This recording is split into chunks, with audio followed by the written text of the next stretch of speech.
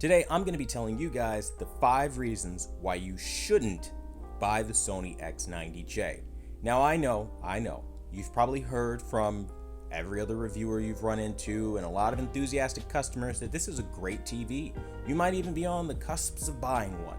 But today, I'm going to provide balance to the always positive narrative you are going to find almost everywhere else by just bringing you reality, telling you things as clear-cut and dry as they really are.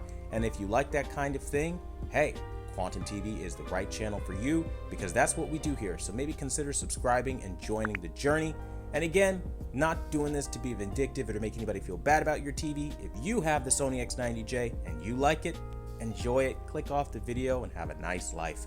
But if you want to know more about this TV and you want to know the truth about this TV, keep watching until the end because I reveal some pretty decent gems for you to walk away with to know more and make the right choice for you. So, smack a like on this video because we're getting to the point right now.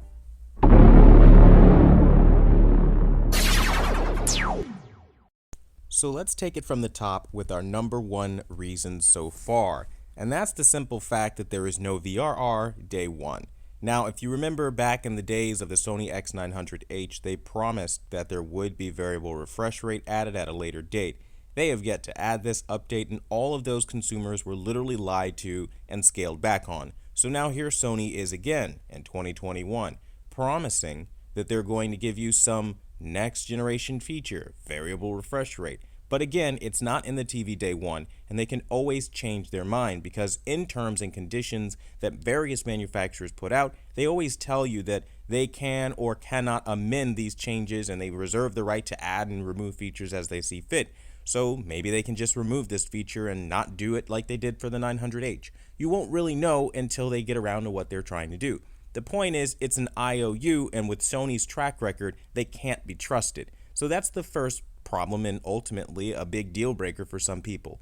Now, let's move on to our second reason here, and that's the fact that you only have 2 HDMI 2.1 ports. So if you're somebody that wants to take advantage of all 4 ports, you just will not be able to do that at an HDMI 2.1 level, which kind of does defeat the purpose of buying an HDMI 2.1 TV and hoping to be future-proofed. I mean, let's be very clear here. With rent blowing up through the roof these days, mortgages and the housing market being what it is, and the price of goods in general just kind of going up slowly due to greed, you're in a situation where these products are no longer cheap. We are talking about you are paying well over $1,000 to get a basic TV at this point that has just a decent picture, not even a game-changing picture. And what Sony is doing is effectively putting you in a position where in due time you'll need to upgrade yet again because they're not giving you all the bells and whistles. And if you thought that this was the only thing that you had to worry about, now you have to worry about, is it full bandwidth HDMI 2.1? Am I going to get my VRR features? And that's just within 2 reasons on why you shouldn't buy this TV. Oh, but it gets worse. Let's say you're not a gamer. I don't care about VRR, right? And I don't care about HDMI 2.1. That's gimmicky stuff. Okay, fine. I can completely get you on that. Let's talk about reason number 3. The black levels are hazy.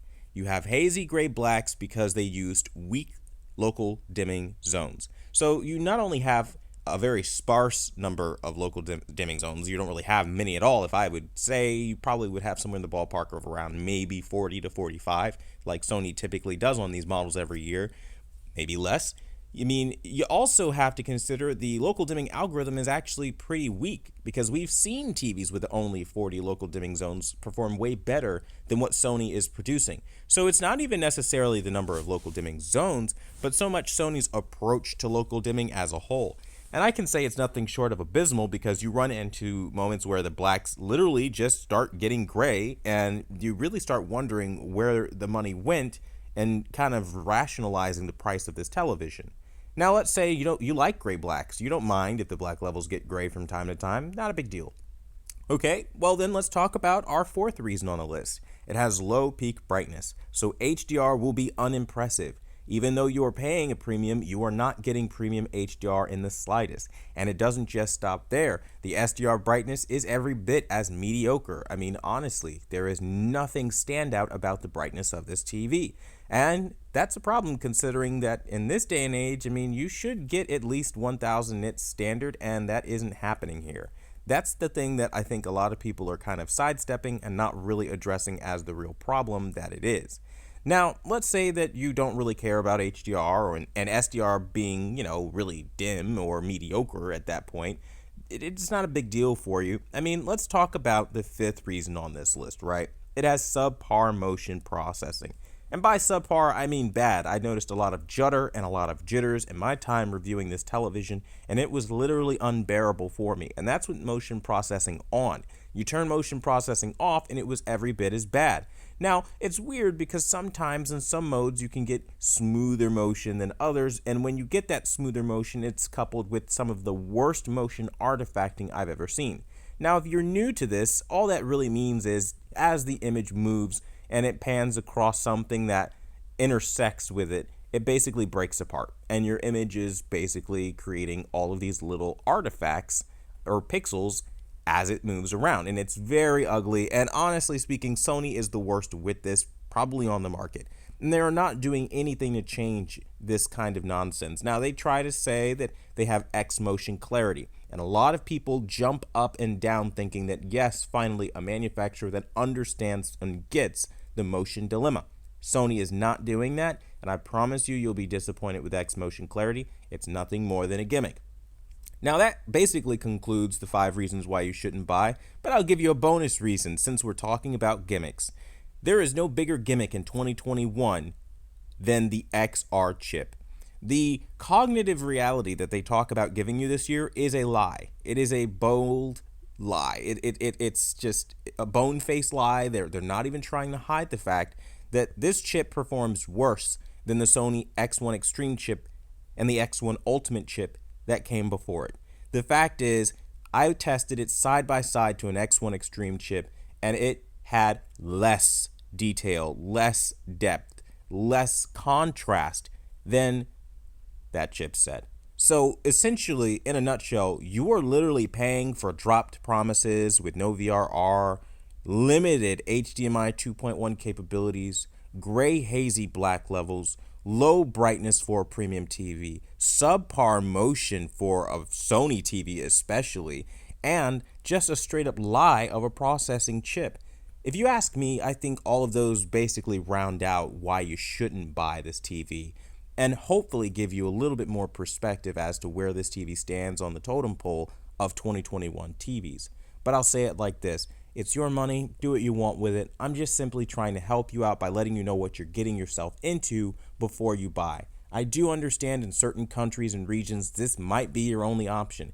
If it were me personally, I would keep saving and do without and suffer until something worth my money came along, because these manufacturers know that if they universally and collectively make TVs crappy like this and leave you with no options, you eventually will have to buckle and give in to what they want.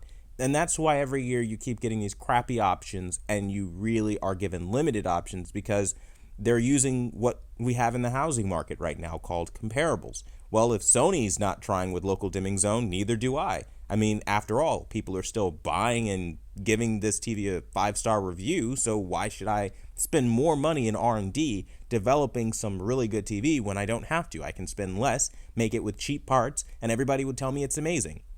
Wouldn't I want to do that as a company owner? Wouldn't you? I mean, if you could still hypothetically make the same amount of money you're making and put in less effort, why wouldn't you? And that's the TV mantra these days. Don't give in to that crap. Don't let them say because Sony is being cheap, Samsung's being cheap, LG's being cheap, we can do it too. Don't give any manufacturer that power. Ultimately speaking, I highly recommend you look at brands like Hisense with their U8G that's absolutely dominating 2021 so far, and the LED space. That's an excellent alternative, and if you're on a budget, the Hisense U6G is the best budget TV you'll find right now, under $500, or rather under $600 in 2021. But that being said, I really hope this video helps you guys out. If you have questions, ask them down below, and I'll help you however I can. Thanks so much for watching, the #1 brand in honesty, and until the next video, I'll see you guys later.